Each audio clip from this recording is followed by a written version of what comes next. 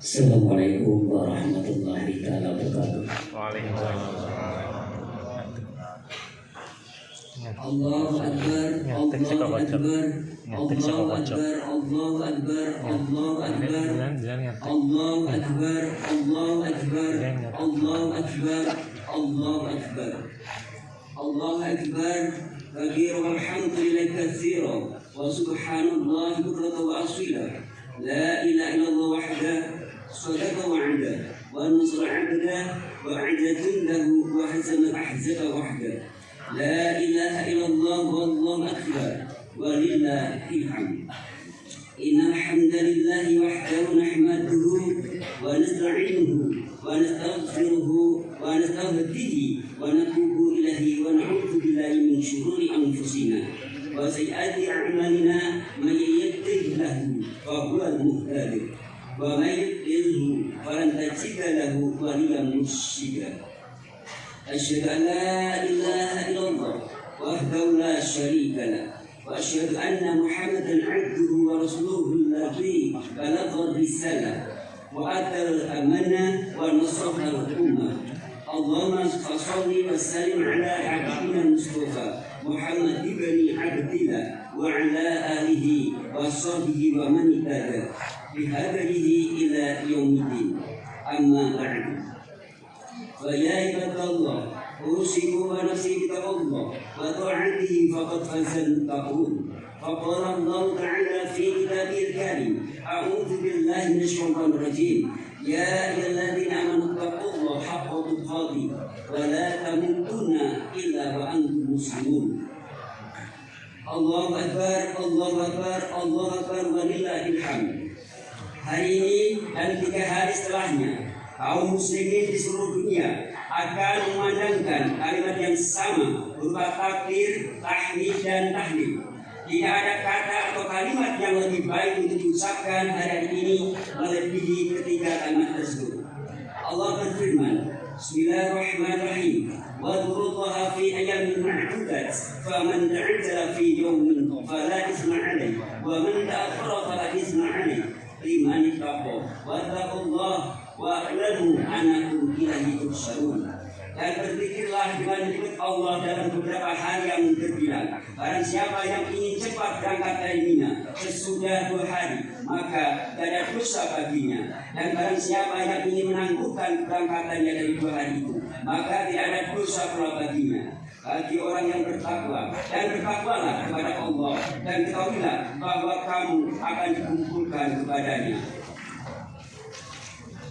Para ulama sepakat bahwa yang dimaksud dengan berzikir pada ayat di atas ada takbiran atau mengucapkan takbir, sebagaimana yang telah kita memandangkan hari ini. Takbiran merupakan ekspresi kegembiraan, sukacita dan kebahagiaan menyambut hari raya. Inilah hari kemenangan ketika masing-masing kita memenangkan Allah di atas segala-galanya. Hari ini tidak ada kekuasaan selain kekuasaan Allah. Tidak ada sandaran selain sandaran Allah. Tidak ada Tuhan selain Allah. Dialah satu-satunya yang patut disembah, dipuji, disanjung dan diagungkan. La ilaha illallah. Tidak ada Tuhan selain Allah.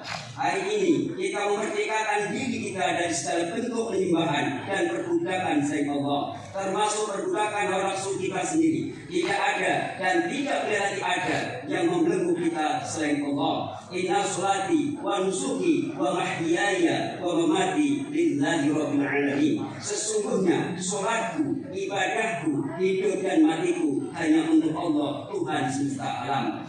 Inilah kenikmatan yang hakiki, kenikmatan yang besar-besarnya. Tidak ada kenikmatan yang melebihi kenikmatan kemerdekaan dari segala bentuk perbudakan kecuali menjadi hamba Allah Subhanahu wa taala. Bisa jadi selama ini kita diperbudak oleh uang, bisa jadi kita diperbudak oleh jabatan, bisa jadi kita diperbudak oleh karir, bisa jadi kita diperbudak oleh rezim, bisa jadi kita diperbudak oleh nafsu kita sendiri. Hari ini kita nyatakan kemerdekaan dari segala bentuk perbudakan. Kita nyatakan Allahu Akbar, Allah Maha Besar.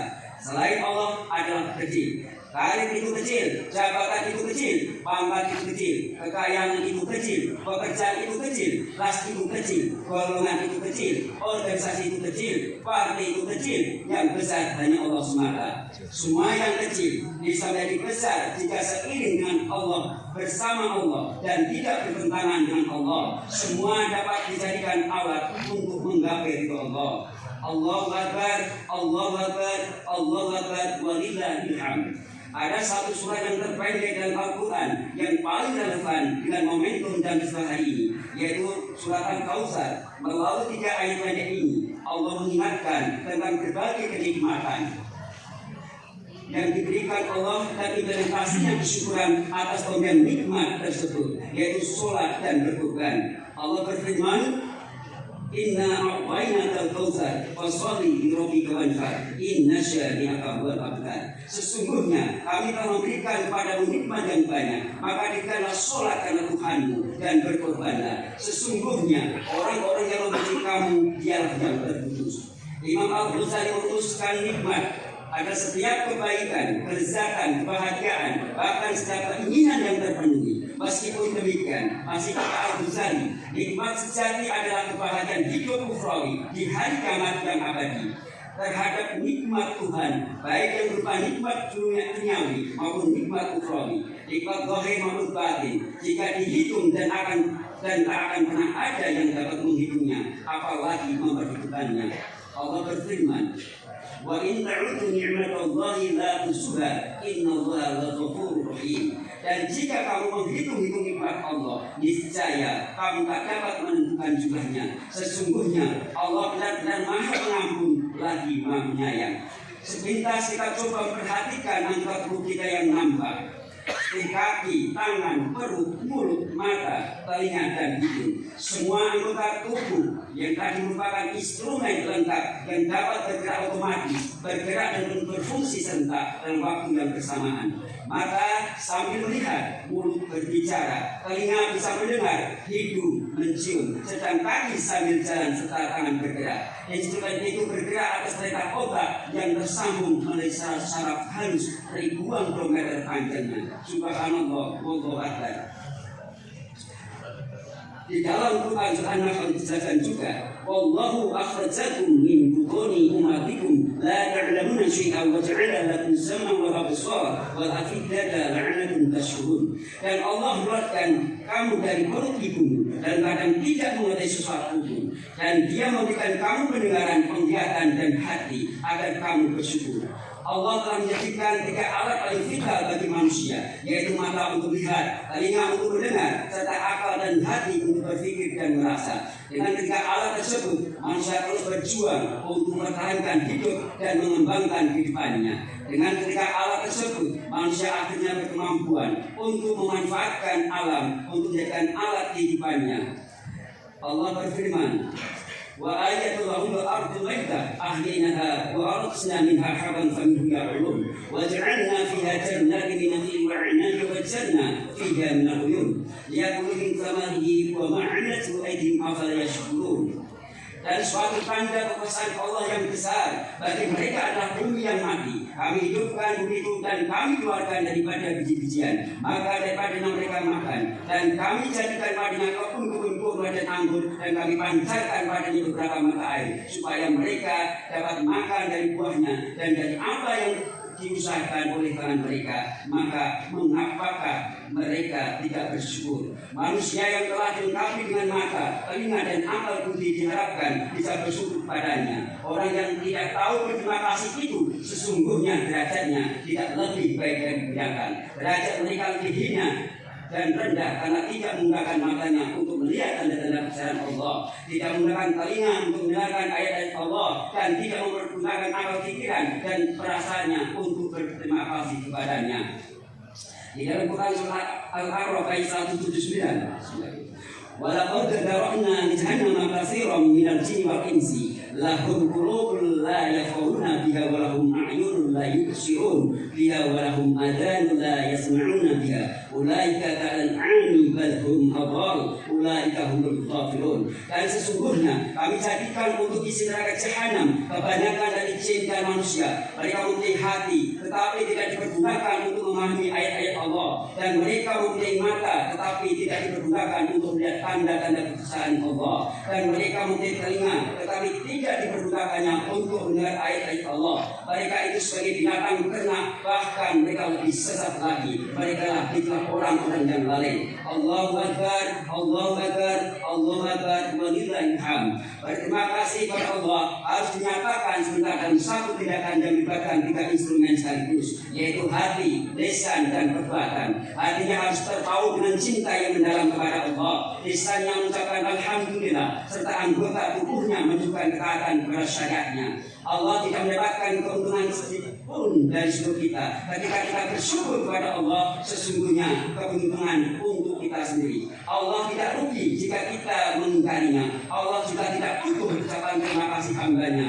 Ucapan terima kasih itu kembali kepada kita sendiri. Allah berfirman, innama quluna syai'in idza aradnahu an naqula lahu kun fayakun. Sesungguhnya perkataan kami terhadap sesuatu apabila kami menghendakinya, kami hanya mengatakan padanya kun, jadilah, maka jadilah. Orang yang bersyukur jiwanya menjadi tenang, nyaman, dan bahagia. Jiwanya menjadi bersih, terlepas dari sifat serakah, tidak puas, dan ingin menguasai sendiri. Jiwanya nyaman, bebas dari dendam, ego, dan timbul keinginan untuk berbagi.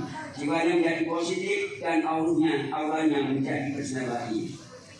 Ketika Allah mengenakan kekayaan, maka timbul dalam hatinya untuk berbagi pada sesama, memanfaatkan kekayaannya untuk kebaikan bersama. Timbul dengan untuk menyantuni anak yatim, fakir miskin, menolong orang yang sengsara, membangun masjid, madrasah, dan tempat-tempat kebaikan lainnya. Apa yang terjadi jika hamba Allah bersyukur padanya? Berlakulah di sini hukum alam atau sunnatullah, berupa bertambahnya kenikmatan di atas kenikmatan yang sudah ada. Jika suatu masyarakat juga melakukan hal yang sama, maka penduduk negeri itu akan merasakan semuanya.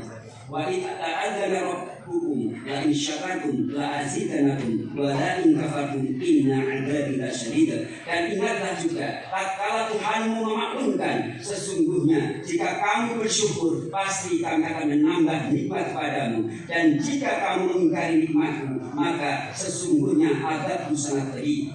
Hukum alam yang sama juga berlaku sebaliknya. Jika seorang hamba mengingkari nikmat pemberian Allah, maka Allah akan mencabut nikmat tersebut, bahkan bisa jadi menggantinya dengan azabnya. Na'udzubillah, na'udzubillah. Demikian juga jika suatu bangsa atau suatu kaum mengingkari nikmat Allah, maka penduduk negeri itu akan merasakan akibat. Allah berfirman, wa qadalna masalan qaryatan kanat aminatan mutma'innatan ya'tiha rizquha ragadan min kulli makanin fakafarat bi'anhum billah fa adaqahu Allahu libasal ju' wal khawf bima kanu yasna'un wa laqad